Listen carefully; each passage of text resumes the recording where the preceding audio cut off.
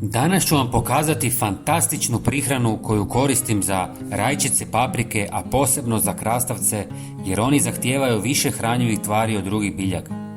Ovu otopinu koristim već godinama, a plodovi su uvijek veliki i iznimne kvalitete.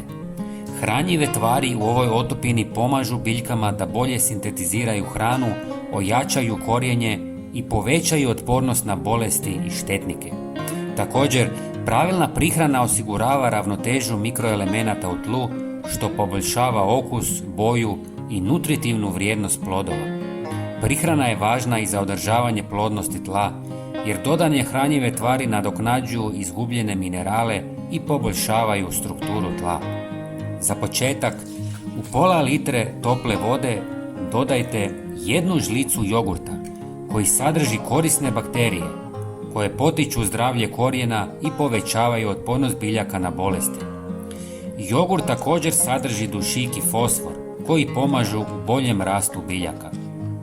Nakon toga dodajte 1 žlicu drvenog pepela, bogate mineralima poput kalija, fosfora, kalcija i magnezija koji su ključni za rast biljaka, a također pomaže u poboljšavanju pH vrijednosti tla i kontroli štetnika.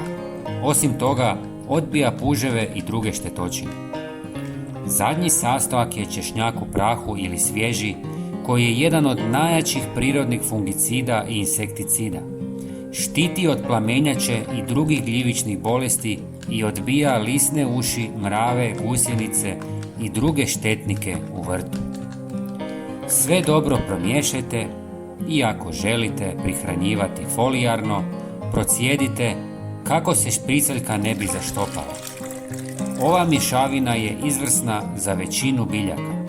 Zalijevajte ih 1 do 2 puta mjesečno.